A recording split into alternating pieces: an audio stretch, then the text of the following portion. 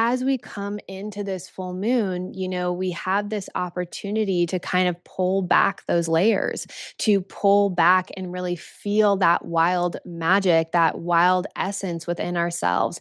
And where can you rewild? Where can you rewild your spirit? Where can you rewild your identity? Where can you rewild your work? And where can we show up even in the difficult moments, with that space of communication and with that space of connection and with that space of, okay, I don't know how, but I'm going to. Dear Miss Craft, this is a transmission from the seventh dimension. I'm Camille Craft, and about 3.5 years ago, I made a decision to use the eclipse portals to quantum leap. I'm going to show you on this podcast how to specifically create revenue, money, impact, change, and visibility using the power within you. It is through the astrological impact of astrology that I've been able to create a 7-figure brand, go completely viral, reach 200K months with consistent ritual. And I'm going to break down specifically how you are going to do that in your life without having to sacrifice more time, your identity, and your life purpose. So if you're ready to master making money but need to find your life purpose, this is for you. I think oftentimes when we go to reach for our goals, sometimes we can forget who we are in that process. And this particular week, with the culmination at the end of our week with the double full moon, the second full moon in May in Sagittarius, is probably going to illuminate some things for you that are going to help you peel away some layers around getting really clear with what you actually want. So, kicking us off this week, in this astrology forecast, we have a moon waxing in Libra. We have a trine between Sun and Pluto retrograde. And, ultimately, we're coming off all of these powerful kazimis and breakthroughs and energy. And wherever you're landing after that place, it's almost like this thing that you cannot deny anymore. And a lot of times, this is something that I always speak with my clients about, which is we can be reaching for the stars, but if we forget who we are in the process, it's not worth it. And one of the biggest things with the opposition between the axis of Gemini, which is Gem in I, right? And then Sagittarius, Sagittarius is the archer, the creative, I'm going to reach for the stars regardless of the way that, my external circumstances look. And then Gemini is a communicator. It's this as within, so without, as above, so below. And these energies coming together in this illumination this week, and this particular full moon at 9 degrees Sagittarius is going to give you a higher perspective on things. And it's no shame. It's no like, I have to feel bad about this or whatever it is, but maybe you're going to have a realization or a pivot, or maybe the last couple weeks brought something to light for you where you realize that you already actually held everything that you needed to create what you wanted. And oftentimes some things that I see in, when we're going towards our goals, and I'm guilty of this as well, is that we think that we need to conform or we need to create success in a certain way. And this particular week is releasing the pressure on that.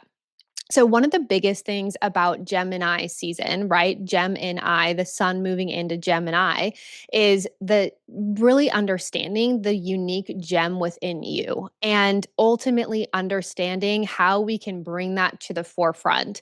And, at the time of this recording, I just gave one of my clients a quick voice note on Telegram. And, we dance a lot around this word called your authentic self. And, oftentimes it can feel very alarming to start stripping away these layers of who we are and who we aren't anymore. Or maybe you were an identity and you started to kind of peel away those things, but really getting clear on what that uniqueness is within you. And as far as an attraction or magnetism piece, that is the one thing that will signal louder than anything in this world that will attract relationships, opportunities, doors opening for you.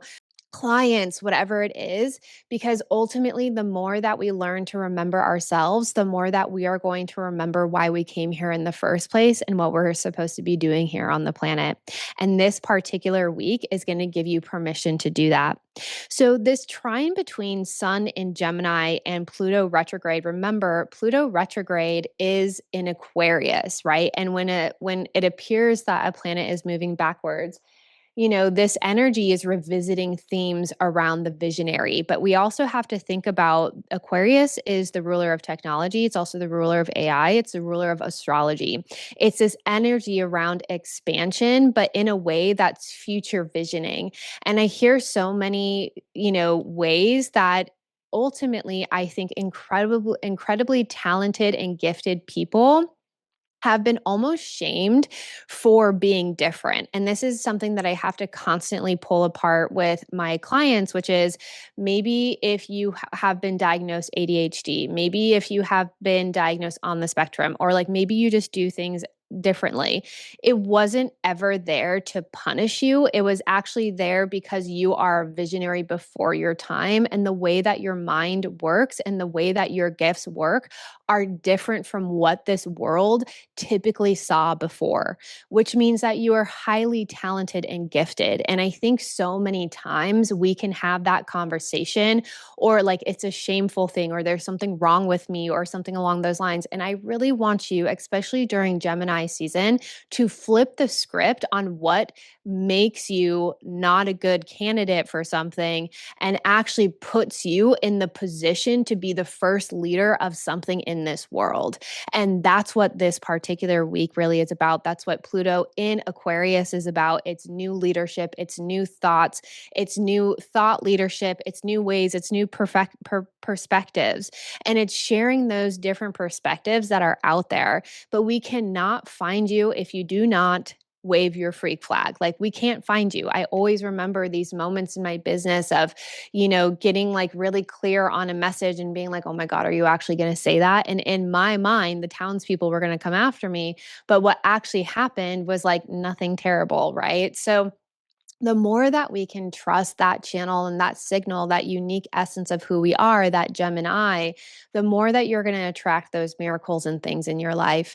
And it's one of the most beautiful and powerful initiations that I see highly creative people go through, because I think, being ostracized or being like feeling like an outcast all your life, or that you were too sensitive or too emotional or whatever it was, especially if maybe your spiritual gifts are finally coming online, maybe it's like just learning how to fully embrace all that you are instead of trying to control it so that you'll be accepted. And so this particular trine this week between Sun in Gemini and Pluto retrograde in Aquarius is going to ask you to do that. It's going to ask you to communicate from the vision within. And even more so because you see something that maybe other people don't see yet. And so when we can communicate from that space of sovereignty, and when we can communicate from that space of this is who I am, you are going to repel and attract. And it is okay to do that. It is okay to let go of some things so that you can live a more vibrant life. It is okay that not everyone understands you. I'm specifically speaking to people with Chiron and Gemini. Like, it is okay that not everyone is for you. And that's something for a very long time I had to really work with. And this particular week is going to bring that up. Legacy builders understand divine timing. While others manifest randomly, you'll know which cosmic windows amplify intentions by 10x. 2026 Ritual Planner, every cosmic money window, eclipse portals, Venus transits, lunar cycles, mapped with manifestation rituals. Same cosmic timing I've used for seven-figure spiritual entrepreneurs. 2026 cosmic windows won't repeat for another 12 plus years. Miss now, wait until 2038. The complete manifestation calendar is only $37. Spiritual entrepreneurs don't leave timing to chance. So, as we come to later in the week, we are coming down from this beautiful Uranus cazimi, maybe some breakthrough moments, maybe a surprise came forward for you. But most importantly, the doors are opening for you to fully see that there isn't truly anything in your way except for what is in your mind and how you see yourself and your identity and like what you believe is actually possible. And, I think my whole life is pretty much a testament to you could literally have every curveball thrown at you and you can still choose to see it as something that is preparing you for that next level. And that's how I choose to see things. I do not choose to see things as an attack. I do not choose to see things as something that is punishing me. I do not choose to see things as a sign that I shouldn't do something. I really root into my being and I recognize that if I'm being called from an aligned space, even to say some things that are hard, I have to trust what that is.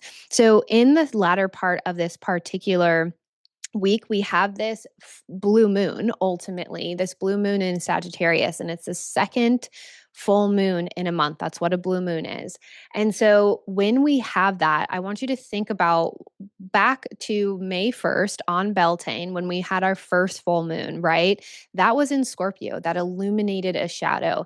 Now, this full moon, and we had that little sandwich of all the Kazimis and the beautiful new moon in Taurus. And now we have this other full moon in Sagittarius. And when there's a full moon in a particular sign, there is light shining on the shadow of where the moon is. So in the shadow of Sagittarius, when we shine on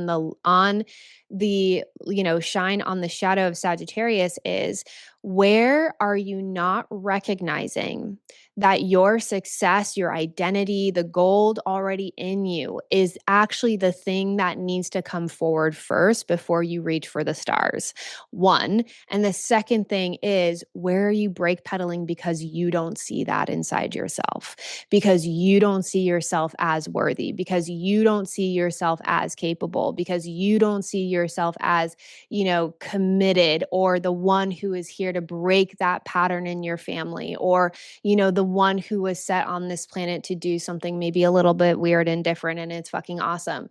Like, where can we just set you so fucking free from the opinions of others or the fear of what other people are going to think, that you revolutionize every part of your identity and make it absolutely fucking impossible for you to be wildly successful, in love with your life, and joyful, because that is going to be far more attracting than anything, any perfect words or structure or strategy in your business or life.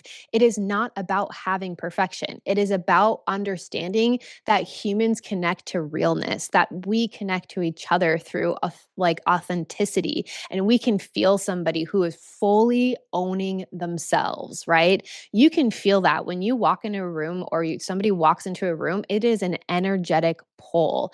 And this particular full moon is saying, where are you going to stop? Where are you going to stop stopping yourself? When are you going to start? When are you going to start seeing the gem within you?